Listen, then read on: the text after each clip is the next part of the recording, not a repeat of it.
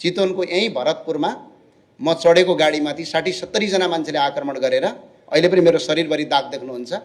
खुकुरीले, रडले, भालाले हानेर आफ्नो जीवनलाई बलिदान दिने, बरु मरिन्छ देशका लागि बोल्न छोडिँदैन भनेर बोल्यौँ। अब यति यसलाई मारेर छोडेपछि त अब यसले बोल्न छोड्छ कि भने अझ चर्को भएर बोल्यौँ र त्यही चर्को बोलेका कारणले गर्दा आज नयाँ पार्टी जन्म भयो र त्यसले पुराना नेता सबलाई बहिष्कार गर्यो। यो हो क्रान्तिको नयाँ उद्घोष। क्रान्ति भनेको सिर्फ हतियार मात्र होइन। प्रधानमन्त्री पद चाहियो भनेर अहिले केही 1-2 जना मान्नेले बोले जस्तो हुँदैन। त्यहाँ बुझिहाल्नुभयो, मैले कसैको नाम लगिनँ होइन। प्रधानमन्त्री पद चाहियो भन्ने कुरा हो त, त्यो त जनता कहाँ गएर जितेर आउने कुरा हो होइन। त्यो कुरा स्वीकार्नु पर्यो हामीले होइन। त्यो चाहिँ हुँदैन संसदमा सधैँ। बहालवाला प्रधानमन्त्री संसदको रोस्टममा उभिएर हामीले भारतको सिमाना मिचेका छौँ भन्ने कुरा त हामी स्वीकार्दैनौँ। दरबार हत्याकाण्ड नेपालको इतिहासको सबैभन्दा चर्चित र विवादास्पद घटनाहरूमध्ये एक हो। यदि यस सम्बन्धमा पुनः अनुसन्धान हुन्छ भने त्यो पूर्ण रूपमा स्वतन्त्र र प्रमाणमा आधारित हुन कसरी सुनिश्चित गर्न सकिन्छ? हस्, धन्यवाद। राजाले न्याय नपाएको देशमा जनताले न्याय पाउन गाह्रो पर्छ। अब दरबार हत्याकाण्ड अहिले गृहमन्त्रीज्यूले छानबिन गर्छु भन्नुभएको छ। त्यसका लागि गृहमन्त्रीज्यूलाई जोरदार तालीले स्वागत गरौँ हामी सबैले। र हामीले स्वागत पनि गरिसक्यौँ। म अहिले सांसद मात्र होइन, एउटा प्रतिपक्ष दलको संसद दलको नेता पनि हो है। भाग्यले साथ दियो। अहिले प्रधानमन्त्री पनि 35 वर्षको छन्, प्रतिपक्ष दलको नेता पनि हामी 32-33 कै छौँ। युवाको राम्रो भएको छ। त्यो भएर अहिले गृहमन्त्रीले जो कुरा गर्नुभयो यसमा हामी धन्यवाद दिन्छौँ। र यो निष्पक्ष छानबिन हुनुपर्छ। कसैलाई आरोप लगाउन, कसैलाई ब्लेम लगाउनका लागि होइन कि निष्पक्ष छानबिन हुनुपर्छ। राजाले न्याय नपाएको देशमा जनताले न्याय पाउन गाह्रो पर्छ। त्यो भए हुनाले यो न्याय पाउनुपर्छ। यसमा हामी निष्पक्ष छानबिन गर्नका लागि संसद र सडकमा आवाज उठाउँछु बहिनी है। हाम्रो कर्तव्य पुरा गर्छु। यदि जियो पोलिटिक्स बिग्रियो भने देश खत्तम हुन 10 दिन पनि लाग्दैन। जस्तै जेलेन्स्कीलाई पनि जनताले भोट हालेर जिताएर पठाएको। उसले डिप्लोमेटिक तरिका नबुझ्दा आज संसारको धनी देश युक्रेन आज विश्वको गरिब देशभित्र परिराखेको छ। आज 40,000 भन्दा बढी मान्छे मरिसके युक्रेनमा।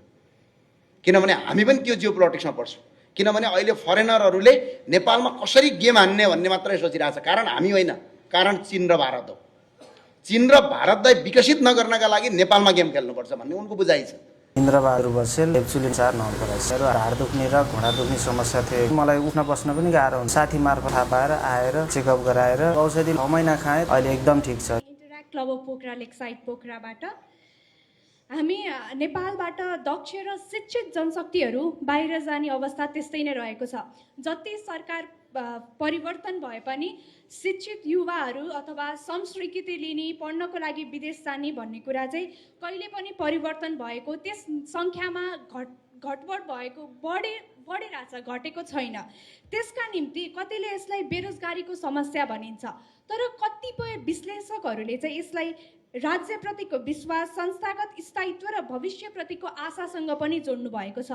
अब यसको मुख्य कारण हजुरलाई के लाग्छ? के यसलाई एउटा रोजगारी सिर्जना गरेर मात्र वैदेशिक पलायनलाई रोक्न सकिन्छ कि यसको लागि कुनै जरैबाट एउटा राज्यप्रतिको विश्वास ल्याउनको लागि एउटा ठोस कदम चाल्नुपर्छ? हजुरको भनाइ के छ? चितवन भरतपुर आसपास इलेक्ट्रिक स्कुटर होलसेल तथा खुद्रा बिक्रीका लागि भरतपुर इलेक्ट्रिक स्कुटर सेन्टरमा सम्पर्क राख्नुहोस्।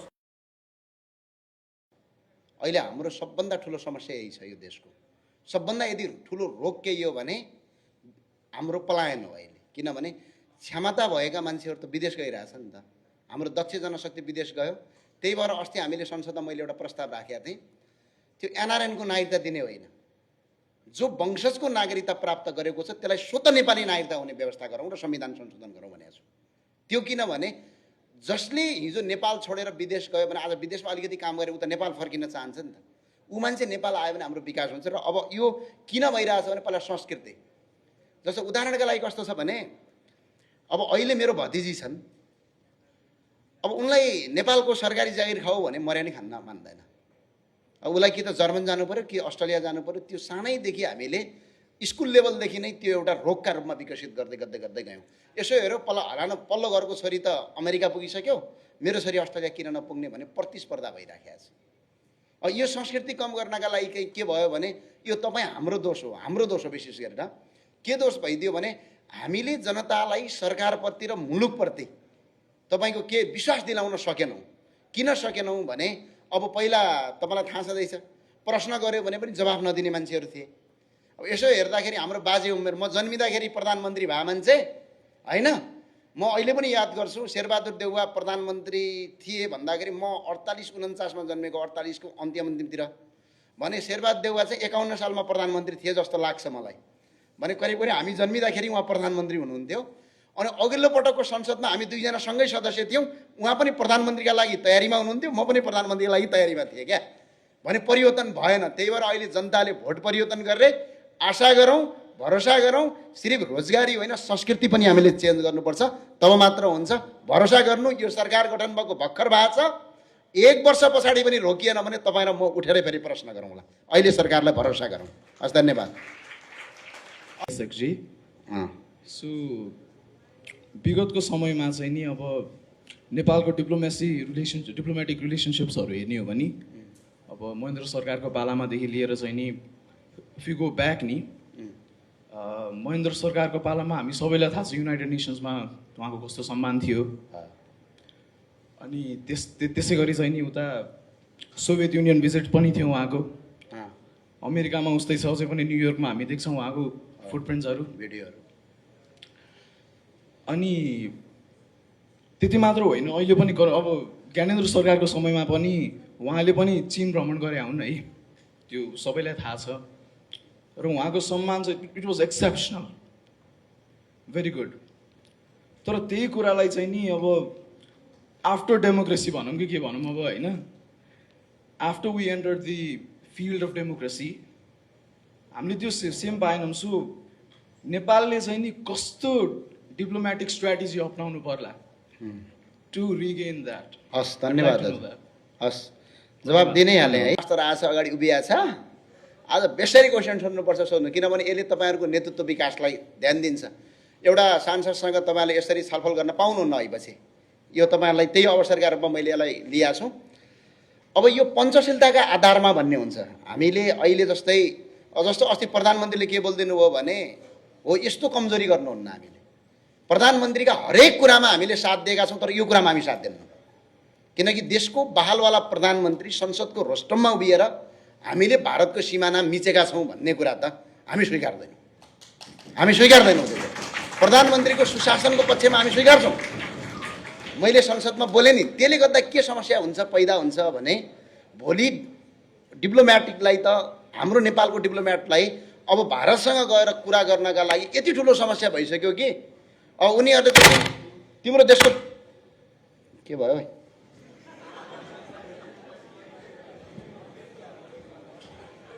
ल सुन अब यो कस्तो हुन्छ भने जस्तो भोलि भारतसँग हाम्रो डिप्लोमेटले कुरा गर्दाखेरि डकुमेन्ट बन्यो नि त। यो तिम्रो देशको प्रधानमन्त्रीले स्वीकारिसक्यो तिमीहरूले हाम्रो जमिन मिचेका छौ भनेर अब हामीले कुरा गर्ने लेभल नै घटेर जान्छ। अनि अर्को भनेको डिप्लोमेटहरूसँग चाहिँ त पञ्चशीलताको आधार भन्छ कि पञ्चशीलताको आधार भनेको के भने तटस्थ हुने सबभन्दा पहिला। अनि अर्को न्यू खोज्ने होइन। अहिले जस्तो सरकारले न्यू खोजिरहेछ क्या, जस्तो न्यू खोजेर हुँदैन। त्यहाँ चाहिँ दिमागले खोज्ने हो, शरीरले खोज्ने होइन क्या त्यस्तो डिप्लोमेटमा। जस्तो राजा महेन्द्रले के गर्नुभयो उदाहरणका लागि, जस्तो महेन्द्र सरकारले के गर्नुभयो भने अहिलेको जस्तो देश थिएन नि त। अब इतिहास पढ्ने हो भने इतिहासमा रुचि भएकाले बुझ्ने हो, रुचि नभएकाले त मतलब भएन। जस्तो त्यतिखेर के थियो भने त्यो महेन्द्र सरकारको पालामा विश्वका हरेक देशहरू चाहिँ कोलोनाइज भइराखेको थियो क्या। भूमि मिच्ने, सेना पठाउने, कब्जा गरिहाल्ने क्या। जस्तो सिक्किम कब्जा भयो, काश्मीर अलग्गै देश हो, आज इन्डियाको भूभाग भएको छ। सिक्किम अलग्गै देश हो, आज इन्डियाको भूभाग भएको छ। अनि नेपाललाई पनि तिनीहरूले देश बनाउँदाखेरि एउटा कथन छ क्या, राजा महेन्द्रले बोलेको रियल कुरा के छ भने इन्दिरा गान्धी हुनुहुन्थ्यो सायद त्यतिखेर, उहाँले के भन्नुभएको छ, नेपाल र भारत एउटै गरौँ, देश एउटै बनाउँ न त गाभौँ भन्दाखेरि महेन्द्रले ठिकै छ राम्रै कुरा छ, तर त्यो देशको नाम चाहिँ नेपाल राखौँ, राजधानी चाहिँ काठमाडौँ राखौँ भन्नुभएछ क्या। बुझ्नुभयो? अब यो डिप्लोमेटिक आन्सर थियो क्या त्यो होइन। अनि अर्को के भन्छ जस्तो अब नेपालले इन्डियालाई च्याप्न लाग्यो, चाइनाले च्याप्छ भनेर उहाँले चाहिँ रसिया र अमेरिकासँग सम्बन्ध राम्रो बनाउनु भयो कि। अनि त्यो कूटनीतिक चाल भन्छ त्यो। अब तर अहिले हाम्रो देशको परराष्ट्र मन्त्री, अस्ति मैले विरोध गरेको होइन, हाम्रै साथी हो, तर उहाँले यस्तो झुट बोलिदिनु भयो कि सम्झ होइन। अनि मैले लिपुलेख र लिम्पियाधुराको कुरा उठाएँ भन्नुभयो, तर कहाँ उठाउनु भएछ भने दिल्लीको एउटा होटलको कोठाभित्र उठाउनु भएछ क्या, डिप्लोमेटसँग गएर होइन, त्यहाँको उहाँले फरेन मिनिस्ट्रीसँग होइन गएको होइन। त्यो चाहिँ उहाँको रिटर्न डकुमेन्टमा कहीँ पनि छैन। त्यो भए हुनाले अहिले के छ भने अब यो गर्नका लागि चाहिँ अहिलेको बालेन सरकारले, अब बालेन भर्खरकै हुनुहुन्छ, हाम्रो उमेर समूह एउटै हो, अब त्यो भए हुनाले अहिलेको प्रधानमन्त्रीले चाहिँ डिप्लोमेटिक कुरामा चाहिँ साह्रै ध्यान दिनुपर्छ। किनभने यदि जियो पोलिटिक्स बिग्रियो भने देश खतम हुन 10 दिन पनि लाग्दैन। जस्तै जेलेन्स्कीलाई पनि जनताले भोट हालेर जिताएर पठाएको, उसले डिप्लोमेटिक तरिका नबुझ्दा आज संसारको धनी देश युक्रेन आज विश्वको गरिब देशभित्र परिराखेको छ। आज 40,000 भन्दा बढी मान्छे मरिसके युक्रेनमा। किनभने हामी पनि त्यो जियो पोलिटिक्समा पर्छौँ। किनभने अहिले फरेनरहरूले नेपालमा कसरी गेम हान्ने भन्ने मात्रै सोचिरहेछ। कारण हामी होइन, कारण चीन र भारत हो। चीन र भारतलाई विकसित नगर्नका लागि नेपालमा गेम खेल्नुपर्छ भन्ने उनको बुझाइ छ। किनभने विश्वको महाशक्ति त अब चीन बन्दैछ। चीन र भारत नेपाल एक भएर हामीले तपाईँको बिहारै हामीले राम्रोसँग रोड चलायौँ, सबै चलायौँ, व्यापार चलाइदियौँ, युरोपियन युनियन जस्तो यदि बनाइदियौँ भने त एसिया डेभलप हुन्छ नि त। युरोपभन्दा बढी डेभलप त एसिया हुन्छ नि त। किनभने यहाँ जनसङ्ख्या पनि बढी छ। अनि हाम्रो के छ हेर्नु न, जस्तो बाई रोड जाने हो भने हामी कहाँ पुग्छौँ, ढाकाबाट लगेर हामी बेजिङदेखि लगेर तपाईँको मङ्गोलिया पुग्न सक्छौँ होइन, बाई रोड होइन। थाइल्यान्ड पनि पुग्छौँ सायद मेरो हिसाबमा बाई रोड होइन। भने विश्वको 7 अरब जनसङ्ख्या मध्ये त झन्डै 3.5 अरब जनसङ्ख्या त यहीँ छ भने कति ठुलो रिसोर्स छ। त्यो भए हुनाले नेपाल, बङ्गलादेश यो लास्टै इन्फ्लुएन्स हुने हो यो। किनभने हामी विकसित भयो भने उनीहरूलाई गाह्रो पर्छ भनेर उनीहरूले खेल्ने ठाउँ यही हो। उनीहरूले भारतमा गएर खेल्न सक्दैन, चीनमा गएर खेल्न सक्दैन, अब मालदिभ्समा खेलेर केही फाइदै छैन। अनि खेल्ने भनेको कि त बङ्गलादेश हो कि त नेपाल हो। यो चाहिँ अहिलेको प्रधानमन्त्री सजग हुनुपर्छ। त्यो भए हुनाले हामी प्रधानमन्त्रीलाई संसदबाट यो आवाज उठाउँछौँ। हस्, धन्यवाद। अहिलेको संसदमा जसरी प्ले कार्ड उठाएर आन्दोलनहरू गरिराख्नु भएको छ, त्यसमा चाहिँ हजुरको धारणा के छ? के त्यो ठिक हो कि होइन? यदि होइन भने के गर्नुपर्छ त्यसको लागि? हस्, धन्यवाद। मलाई रोजगारी पाउनुपर्छ भनेर कसैले प्ले कार्ड उठाएको भने त्यो गलत हो। तर कसैले यो राष्ट्रको सार्वभौमताका लागि प्ले कार्ड उठाएको छ भने त्यसलाई हजारौँ मान्छेले विरोध गर्नु, त्यो कुरा सही हुनसक्छ होइन। त्यो व्यक्तिको त्यसमा महत्त्व हुँदैन, एजेन्डा के हो त्यसमा महत्त्व हुन्छ है। त्यो भएर फेरि संसद के हो, मैले अघि नै भने नि, संसद मन्त्री परिषद होइन। त्यो आज यो युवा साथीहरूलाई म बताउन चाहन्छु, बालेन सरकारको मन्त्री परिषद अलग्गै छ, संसद अलग्गै हो। संसद भनेको बहस गर्नै ठाउँ हो। मैले बोलेका कुरा त्यहाँ सत्ता पक्षका सांसदलाई चित्त बुझेन भने उठेर मलाई जवाब दिने ठाउँ हो। तर सत्ता पक्षले गरेको काम यदि मलाई ठिक लागेन भने मैले उठेर त्यहाँ जवाब खोज्ने हो। तर त्यो गर्दै गर्दा सरकारका काममा रोकावट चाहिँ हुँदैन। रोकावट कतिखेर हुन्छ? सरकारले विधेयक ल्यायो, सरकारले बिल ल्यायो, काम गर्नका लागि कुनै बिल ल्यायो, तर त्यो बिल पास गर्नतिर छोडेर झगडा गर्नतिर यदि संसद लाग्यो भने त्यो चाहिँ सरकारको काम रोकेको हुन्छ। तर हामीले सरकारको बिल रोकेका छैनौँ।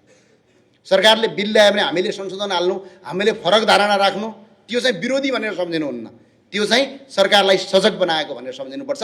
डेमोक्रेसीको सबभन्दा गुड थिङ नै यही कुरा हो। त्यो भए हुनाले एजेन्डा के छ त्यसमा महत्त्वपूर्ण हुन्छ। हस्, धन्यवाद भाइलाई। राज संस्था फर्काउनु बाहेक यदि तपाईँलाई नेपालको भविष्यका लागि एउटा मात्र दीर्घकालीन नीति लागू गर्ने अधिकार दियो भने त्यो नीति के हुन्थ्यो र किन? अब जस्तो यसमा तपाईँ के गर्नुहुन्छ भन्दा पनि राज संस्था हामीले विकासका लागि मागेको होइन है साथी हो। हामीलाई एउटा अभिभावक चाहियो जसले हाम्रो फरेन पोलिसी, हाम्रो देश भनेको त सिर्फ माटो भूगोल मात्र होइन, विकास भनेको त सिर्फ यहाँ इन्फ्रास्ट्रक्चर मात्र बन्नु होइन नि त। हाम्रो अन्तर्राष्ट्रिय स्तरको अस्तित्व खै। तपाईँ अहिले युट्युबमा जानु, अमेरिका जस्तो देशले हाम्रो देशको राजालाई आफ्नो देशमा छुट्टी दिएरसम्म स्वागत गरेका थियो। वीरेन्द्र सरकारको त भिडियो नै सार्वजनिक छ। अमेरिकन राष्ट्रपतिहरूले रात्रिभोज दिएको कुरा छ। लन्डनले त तपाईँको सार्वजनिक छुट्टी दिएर राजालाई एयरपोर्टमा लिएर लन्डनको सहरमा घुमाएको भिडियोसम्म अहिले हेर्न पाइन्छ। त्यसले के गर्छ भने हामी 3 करोड नेपालीको आफ्नो अस्तित्व, सिर्फ विकास भनेको त सम्पत्ति कमाउनु मात्र होइन नि त, हाम्रो अस्तित्वभन्दा ठुलो कुरा हो।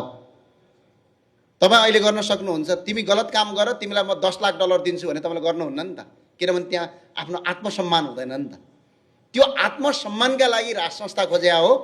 देश विकासका लागि त हामी नीति नै बनाउने हो, नीतितिरै जाने हो।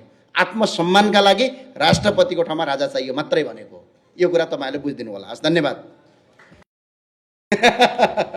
सर्वप्रथम त यहाँ बोल्ने अवसरको लागि धन्यवाद। म चाहिँ interact president Pranit Shrestha, interact club of विद्यासागरबाट। मेरो प्रश्न चाहिँ तपाईँलाई के रहेको छ भन्दाखेरि तपाईँले अहिले भर्खर पनि तपाईँले विभिन्न मुद्दाहरू उठाउनु भएको कुरा गर्नुभयो। अब तपाईँले संसदमा उठाउनु भएको विभिन्न मुद्दाहरूले चाहिँ सर्वसाधारणको जीवनमा चाहिँ के साँच्चीकैमा परिवर्तन ल्याएको छ त भन्ने चाहिँ मेरो प्रश्न रहेको छ। धन्यवाद। भलै 192 सिट 82 सिट बालेनजीको आएको होला, तर यसको लडाइँ चाहिँ हामीले चितवनबाटै सुरु गरेका थियौँ। तपाईँहरूको भन्दा अलिकति ठुलो उमेरमा हुँदा हामीले भ्रष्टाचारको विरुद्धमा त्यतिखेर 2/3 सरकार थियो। सरकार सामान्य थिएन, अहिलेको जस्तै शक्तिशाली सरकार थियो। त्यो पनि अलिअलि थिएन, प्रचण्ड र केपी ओली सँगै मिलेको सरकार। उनीहरूका विरुद्धमा बोल्नु त आजकल फेसबुकमा पो गाली गर्छन् त साथीहरू।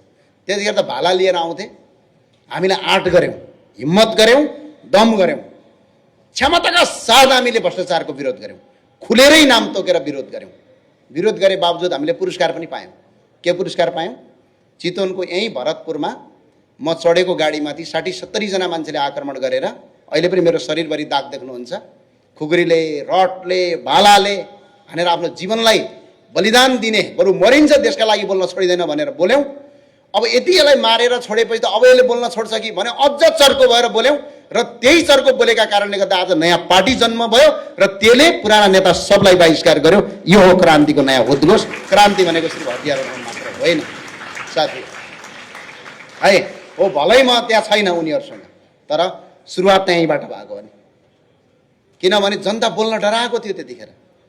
तर अब संसदमा रह्यो बोलेको कुरा, संसदमा बोलेका कुरा सबै जनताको हितको कुरा हुन्छ।